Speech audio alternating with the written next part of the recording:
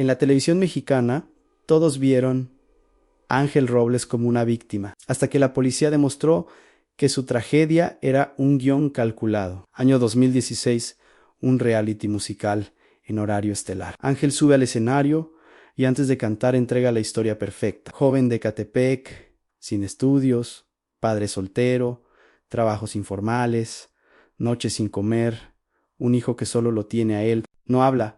Rápido deja silencios donde el público respira con él. El jurado se quiebra.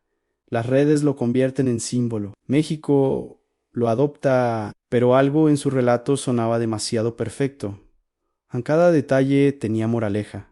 Cada lágrima caía en el segundo exacto, como si alguien detrás de cámaras marcara el ritmo preciso del dolor. Pero fuera de cámaras, Ángel no era nuevo. Había pasado años como corista en bares privados y eventos corporativos, conocía técnicos, managers, productores, sabía usar un micrófono, una mirada, una pausa. Lo habían rechazado antes por una razón incómoda. Talento sin tragedia no vende. Esta vez decidió fabricar la tragedia. No falsificó papeles, no inventó una enfermedad. Hizo algo más fácil de defender.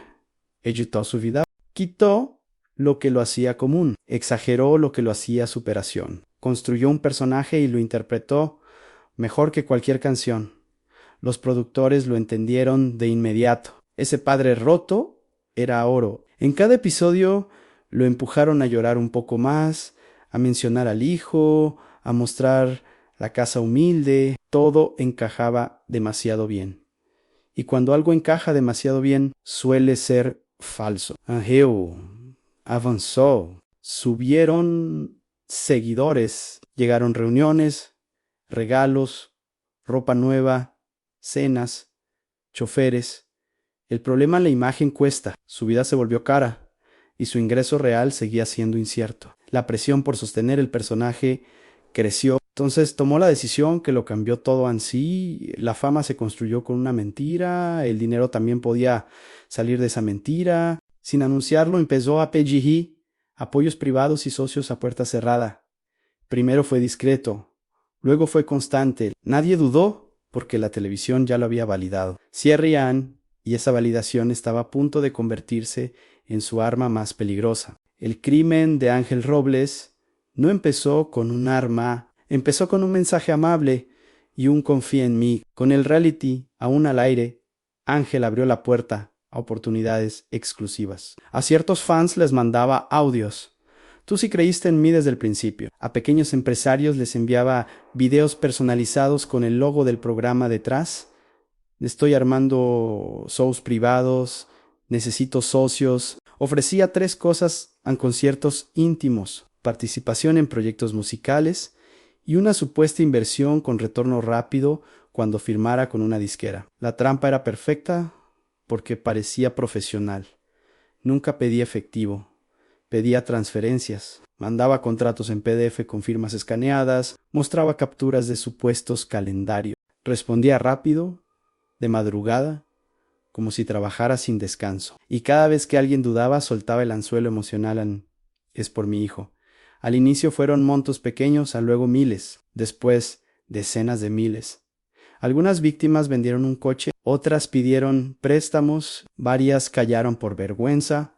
¿Cómo admitir que te estafó el ídolo que la televisión te presentó como ejemplo? Cuando los primeros reclamaron, Ángel aplicó el mismo patrón en retrasos, excusas, promesas y finalmente silencio. Bloqueó números cerró redes, cambió de domicilio, y mientras todos pensaban que se escondía, en realidad estaba repitiendo el ciclo con nuevos nombres y nuevas víctimas. Hasta que una mujer decidió romper la ilusión. Lucio Moreno, madre soltera de Nezahualcóyotl, había entregado sus ahorros, descubrió que el concierto era invento y que el socio anterior también había sido estafado. No quiso venganza, quiso recuperar lo que le quedaba para comer. Lo enfrentó en persona, de noche, afuera de un edificio en Ángel. Intentó irse. Lucía se atravesó, la discusión subió, y en el segundo en que Ángel sintió que perdía el control de la historia, atacó a Anne, la golpeó, la empujó y corrió. Vecinos llamaron a la policía. Lucía terminó en urgencias con lesiones y una certeza en el ídolo. No era solo un mentiroso, era peligroso. La fiscalía abrió carpetas por fraude y agresión. El canal se deslindó. Los productores guardaron silencio. Cierren, pero lo más escalofriante era esto. Aún después de todo, Ángel seguía libre. Las pruebas contra Ángel Robles crecían como una avalancha. Y aún así, nadie lo tocaba. Las víctimas ya no eran 2 ni 3. Eran 10 nenas. Había transferencias, audios, capturas, mensajes idénticos y el mismo libreto emocional, ayúdame por mi hijo. La agresión a Lucía también estaba documentada. Pero en la fiscalía el expediente avanzaba lento, demasiado lento. No había orden de aprehensión, no había citatorios firmes, solo trámites y silencio. La pregunta se volvió veneno. ¿Por qué? La respuesta estaba en lo que Ángel aún representaba. Dentro del canal, todos hablaban en voz baja, baja en esperen a que termine la temporada. Afuera, las víctimas escuchaban lo mismo en versión legal. Al falta revisar, vuelva mañana, no hay elementos. Seguía siendo talento de televisión. Un arresto temprano podía volverse escándalo, afectar patrocinadores, manchar al programa. Ángel lo sabía, a sus abogados lo sabía y, sobre todo, él lo explotaba. A las víctimas les decía, no me puedes tocar. Tengo gente arriba, algunos lo creyeron, otros se callaron por miedo y durante meses la realidad pareció confirmarle esa protección invisible. Mientras la investigación se arrastraba, Ángel cambió de estrategia, ya no solo estafaba, también extorsionaba. Si alguien lo presionaba, amenazaba con exhibirlo en redes, con inventar chats, con acusarlo de acoso, con arruinarle la vida. Era la misma herramienta de siempre al controlar la narrativa, hasta que cometió el error que rompe todas las narrativas. Año 2017, una víctima que ya había denunciado formalmente aceptó verlo para arreglar el asunto. Se citaron de noche en un edificio con escaleras estrechas. La conversación empezó tensa y terminó peor. Hubo empujones. Ángel, acorralado, intentó recuperar el control como siempre con fuerza. Empujó al hombre por las escaleras. La caída fue brutal. La víctima fue llevada al hospital y murió horas después. En ese instante, el fraude dejó de ser un problema incómodo y se convirtió en homicidio. Ya no había edición posible, ya no había contrato que protegiera a nadie. Ya no había pantalla que suavizara la realidad. Cierren y, cuando la muerte entra en escena, la fama deja de servir. Pero el monstruo que creaste sigue caminando. El ídolo cayó de golpe en Ángel Robles. Fue detenido no por mentir, sino por matar. Tras la muerte en las escaleras, la policía actuó con una rapidez que las víctimas jamás habían visto. Testigos, cámaras, llamadas y el historial de denuncias por fraude formaron un mapa imposible de ignorar. La detención se volvió noticia nacional y en el mismo instante en que su nombre llegó a los titulares, el canal ejecutó su propio plan de emergencia. Borraron a Ángel. En conferencia interna, un ejecutivo repitió una frase que sonó a confesión ancé, no salió de control. Afuera, los fans se partieron en dos. Unos pedían justicia, otros juraban que era una trampa. Y mientras discutían en comentarios, los verdaderos afectados hacían fila con recibos en la mano, rogando que alguien los escuchara. Nadie quería asumir la culpa pública. Episodios recortados. Promos eliminadas en publicidad retirada en redes.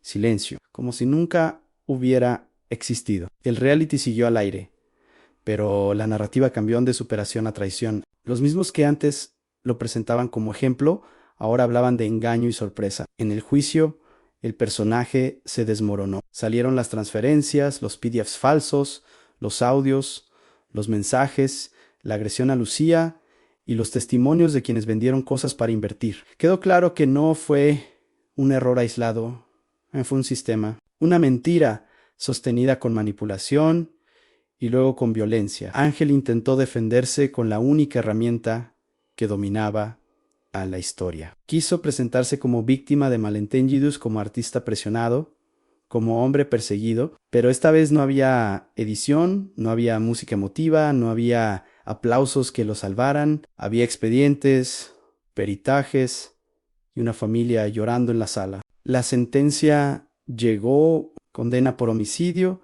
y cargos ligados al fraude y la agresión. Las víctimas, sin embargo, no recuperaron su dinero. La familia del fallecido no recuperó a su hijo. Y el canal, tras una disculpa fría, siguió produciendo nuevas temporadas, porque la televisión siempre encuentra reemplazos. Cierra empero cuando el show apaga las luces, queda una pregunta encendida. Y en la siguiente parte, esa pregunta va a quemar a todos. Ángel Robles mintió, estafó y lo mató, pero la parte más incómoda es esta. No lo hizo en un vacío. Cuando el caso explotó, muchos preguntaron, ¿cómo nadie lo vio venir? La respuesta duele porque es sencilla, lo vieron, pero era rentable. Desde el primer casting había señales, su relato cambiaba detalles, sus fechas no cuadraban, su humildad venía acompañada de contactos. Aún así, funcionaba en pantalla. Y en televisión, lo que funciona se protege. Los productores nunca escribieron sus estafas, pero sí ayudaron a construir el personaje que las hizo posibles. Le dieron credibilidad, lo encuadraron como héroe, lo vistieron de víctima. Cada lágrima en prime time era una moneda en la alcancía de la confianza pública. Y esa confianza fue la que Ángel cobró después, fuera de cámaras. Las víctimas también cargaron un peso cruel en la vergüenza. Muchos tardaron en denunciar porque temían ser ridiculizados. Otros pensaron que seguro se arregla porque la televisión no puede promover a un criminal. Ese pensamiento, esa fe automática, fue otra capa de impunidad. Luego está el sistema, la burocracia que camina lento cuando el acusado es famoso. La precaución política, el miedo a la nota en él, espérese repetido hasta que la tragedia obliga a actuar. Si el homicidio no ocurre, ¿cuánto más habría durado la estafa? Esa pregunta no tiene respuesta y por eso incomoda. Y al final queda al público porque Ángel no vendió solo canciones, vendió un espejo emocional.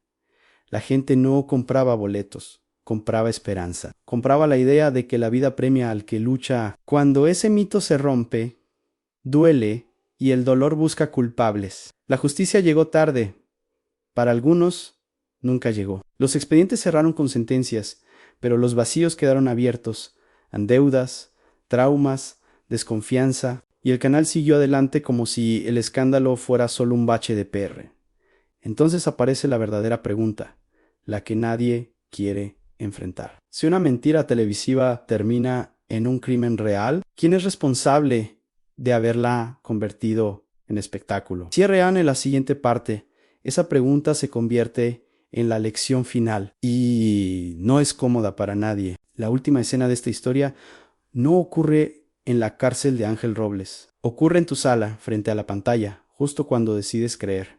Ángel fue condenado, eso es cierto, pero la condena más grande no está en los años que pasa encerrado, sino en lo que demostró, aunque una narrativa bien contada puede abrir puertas, vaciar cuentas bancarias y, si nadie la frena, terminar cobrando una vida. Porque Ángel no era un genio criminal, era un hombre que entendió el mecanismo: primero te vendo emoción, luego te vendo confianza, después te vendo urgencia y cuando dudas te vendo miedo.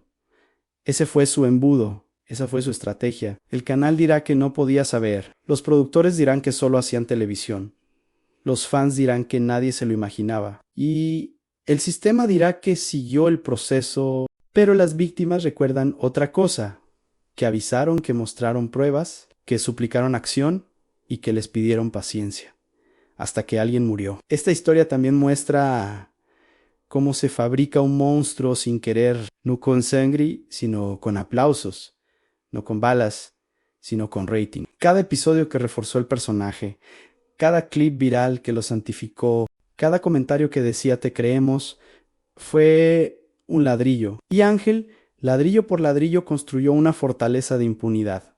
¿Significa esto que toda televisión miente? ¿No significa algo peor, en que la verdad importa menos cuando la emoción es rentable? Y cuando la emoción manda, los límites se vuelven flexibles, las preguntas se vuelven molestas y los avisos se vuelven ruido. Por eso, la lección no es no confíes en nadie. La lección es no entregues tu confianza solo porque una pantalla lo aprobó. La fama no es prueba, la lágrima no es evidencia, el relato no es verdad.